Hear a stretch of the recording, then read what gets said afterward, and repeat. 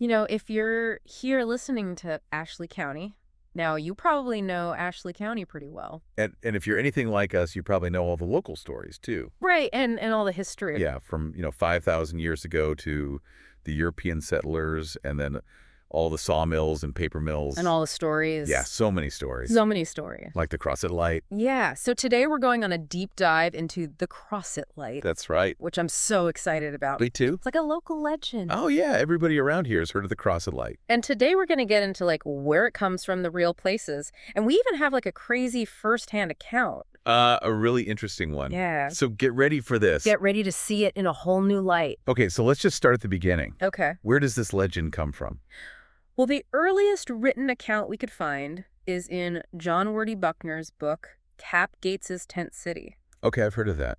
Yeah, and there's a whole chapter in there called Railroad Romance, and that seems to be where the legend of the Crossett Light really begins. So cool. So it's an old legend. Yeah, way back to the early 20th century. Wow, and it focuses on A woman named Rosemary. Rosemary. And her lover, David. Okay, so it's a love story. It is a love story. And they were living close to the Missouri Pacific Railroad tracks. The Mopac tracks. Yeah, that's right. And Rosemary was devoted to David, incredibly devoted. Really? Oh, yeah. Every day, no matter what the weather, she'd be out there by those Mopac tracks waiting for David's train to come in. Wow. I mean, you can just picture it. It really shows how deep their love was. That's awesome. Yeah, it is. So then what happened? Well, then the unthinkable happened. Yeah, tragedy struck. Okay. And David died. Oh, no. Yeah, in a railway accident. That's so sad. And to make matters even worse, his head was missing after the accident. Oh, my gosh. Yeah, so you can imagine how devastating this was for Rosemary. So what does she do? Well, she couldn't accept it. Yeah, I can understand that. Yeah, I mean, who could? No one. She just couldn't believe he was gone. So every night, she would walk those same Mopac tracks with a lantern searching for David. Oh, my gosh, she was looking for his head. Yeah, she was looking for any sign of him, really, but especially his head. That's so sad. It is. And it's also the origin of the Crossett Light legend. So the light people see is... They say it's Rosemary's lantern still out there searching for David. So it's her ghost. Well, that's what some people believe, yeah. Wow. So it's not just a spooky light. It's It's a symbol of her love and her grief. And I've also heard it can be, helpful. Yeah, there's this other part of the legend that if you're a couple having problems in your relationship... Oh. And you go to those same tracks where Rosemary waited... Okay. And you see her light, it can bring you clarity. Really? Yeah, it can help ease your worries and maybe even bring you closer together. Huh. So it's like a love doctor ghost. Kind of, yeah. Maybe it's the idea that because she experienced such a powerful love and such a devastating loss, that her spirit can help others with their own romantic troubles. Yeah, that's so interesting. And even today, I feel like couples talk about the Crossett Light, Oh yeah, you still hear about people seeing that faint light out in the darkness, especially on certain nights. Okay, so we've talked about the love story and how the light can be helpful, but what about where it is? Yes, the location. Because I've heard so many different things. Yeah, there's definitely some confusion about that. Yeah, different roads, different spots, and I never really knew which was the right one. Right. Well, going back to Buckner's book, Cap Gates's Tent City, Yeah. he's actually pretty specific about the location in that Railroad Romance chapter. Okay. He puts it along the Missouri Pacific Railroad, east of Crossett, near a dirt road crossing called Bovine. Bovine. Bovine, yeah. So I don't think I've ever heard of that. Well, that's because Bovine isn't there anymore. Really? Yeah, we did some digging, and it turns out that the dirt road crossing, known as Bovine, is actually where the Crossett Municipal Airport is today. The airport? The airport. That's crazy. Yeah, so the Missouri Pacific Railroad still runs right by the airport property, which makes sense because Buckner's account places the light near the tracks in that area. Wow. So that means the original Crossett Light wasn't on Show Road or Raylaw Chawla Road, like some people say? Nope. Huh. So it's always been by the airport. According to Buckner, yeah. That's wild. It is, and it just goes to show you how memories and stories can change over time. Yeah, for sure. But so if someone wanted to go see it today, where would they go? Well, based on our research, the original location is near Road 425, just off that four-way intersection you'll find by the airport. Okay, and do we have GPS coordinates? We do. Okay, give them to me. All right, write these down, 33.207264922209496. Okay. 91091.8726747603648. That's so specific. Well, we want to make sure you find the right spot. So you can go to this exact location and potentially see the Crossett Light. That's the idea. Wow. Okay, so speaking of seeing it, I heard we have a pretty crazy firsthand account from someone who actually experienced it. Oh, yeah. Daniel Hill reached out to us, and he has a story that'll make your hair stand on end. Really? Oh, yeah. This isn't just some vague sighting from a distance. Okay. This is a full-on encounter. Wow. Okay, tell me more. So it was back in 2002. Okay. Daniel and two of his friends decided to go out to that four-way gravel road past the airport, the location we were just talking about. Okay. And they had this routine. They'd drive out there, kill the headlights, and just wait and see if anything happened. Sounds spooky. Oh, it was. But on this particular night, things took a turn. Okay. The light appeared like it usually did off in the distance, but instead of fading away, they decided to try and get a closer look. Bold move. Oh, yeah, they're on ATVs, so they figured they could catch up to it. So what happened? Well, every time they got close, the light would just disappear.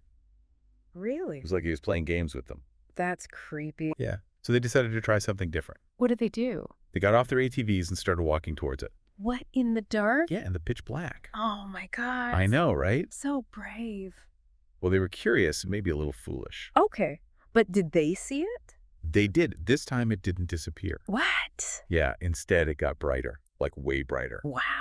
Yeah, Daniel described it as hovering at about head level and moving slowly back and forth, almost like it was scanning the ground. It was checking them out. Yeah, maybe so. Okay, then what? Then it started to move closer. Uh-oh. Yeah, closer and closer, like it was coming right for them. Oh, no. And it was moving erratically like he was agitated. So what did they do? What do you think they did? They ran. They ran like their lives depended on it. I don't blame them. Yeah, they sprinted back to their ATVs and took off as fast as they could. And the light? Oh, it followed them. What, really? Yeah, it shot up into the trees, then back down onto the road like it was chasing them. Oh, my gosh. Did they look back? Daniel, he said he'll never forget what he saw. What? This bright light right behind them, almost like it was angry. Angry. That's how he described it. So what color was it? It wasn't just one color, it was flashing different colors. Really? Yeah, red, then yellow, then green, like it was searching for something. Or someone. Yeah. Pretty chilling when you think about it. So did they outrun it? Eventually, they made it to a friend's house, and that's when the light finally disappeared. Wow. Just like that. Gone, without a trace. And what about Daniel and his friends? They were pretty shaken up, understandably. Yeah. They never went back to that spot. I don't blame them. Yeah, so was it Rosemary's Lantern, or was it something else? That's the question, isn't it? It is, and it's one we might never have the answer to. That's so creepy. It is, but it's also what makes these local legends so fascinating. Right. Okay, so let's go back to the location for a second. Okay. We know from Buckner's book that the original story took place by the Mopac tracks. But the spot everyone talks about now, the four-way intersection near the airport, is over a mile away from the tracks. Yeah, that's something we've been trying to figure out. Yeah, like how did the location get so messed up? Well, our research suggests a couple of possibilities. Yeah. First, there used to be a tram road in that area that later became part of the airport runway. Huh. Maybe that old route influenced where people thought the light was. Okay, and what's the other possibility? Well, Evergreen Cemetery is also pretty close to that four-way intersection. Oh, yeah, that's true. So maybe there are other spirits or hauntings in the area that have gotten mixed up with the Crossett Light over time. Okay, so maybe it's not just one light, but like multiple lights? Exactly. And maybe they've all kind of become part of the same legend. It's a possibility. Wow, that's so interesting. It is, and it raises even more questions. Yeah. Like, if Rosemary was tied to the Mopac tracks, why is the light seen so far away? And could the legend have shifted locations as the landscape changed over time? Or is the Crossett Light actually multiple hauntings all rolled into one? And what about Wooten Road, where the old Mopac crossing was? Right. Could that area be haunted too? So many questions. I know, and to try and answer them, we need to look at this from all angles. What do you mean? Well, we need to look at the historical records, the geography, and of course the personal stories. So we need to go out there ourselves, Maybe. like to the old Mopac crossings and the four-way intersection. Yeah, and we could also look at old maps of the area and talk to people who have lived here a long time. That's a good idea. And maybe even do some research on Evergreen Cemetery. See if there are other ghost stories connected to it. Exactly. Wow, this is getting complex. It is, but it's also really exciting. I know, right. Okay, so what do you think is the most likely explanation for all this? Well, I think it's possible that the Crossett Light isn't just one haunting, but two separate phenomena that have become intertwined over time. Like the original train-related ghost Rosemarie. Right, and then some other paranormal activity near Evergreen Cemetery. So two lights, two different origins, but both part of the same legend. That's my theory. That's a good theory. But of course, it's just a theory. Right, we need more evidence. Exactly. And that's where our listeners come in. Yes, we need your help. So tell us your Crossett Light stories. Where have you seen it? What have you heard? Have you always thought of it as one light or multiple lights? And do you think the changes to the area over the years have affected how we perceive its location? Your memories and experiences are so valuable to this investigation. So please share them with us. We're all in this together. Now, before we wrap up, I want to take us back to the heart of the legend. Okay. The love story of Rosemarie and David. Ah, yes. Their love was so powerful and tragic. It's really what makes the whole story so compelling. Definitely. It's the foundation of everything. Like, just think about it. Rosemarie waiting for David's train every single day, rain or shine. That's dedication. It is, and then to have him die so suddenly and tragically. That's heartbreaking. And the detail about his missing head. Oh, gosh. That's just awful. I know, and it's what drove Rosemarie to search for him every night. With her lantern. Yeah, her lantern that became the Crossett Light. It's a symbol of her love and her loss. And some people believe it can even bring romance to others. Maybe it's her way of trying to help other couples find happiness. Even after all these years. Even after all these years. Wow, that's really beautiful. It is. So if you're thinking of going out to see the Crossett Light for yourself, Which we encourage you to do. remember those GPS coordinates we gave you earlier? 33.20726492209496. Nagins 921.872674761103648.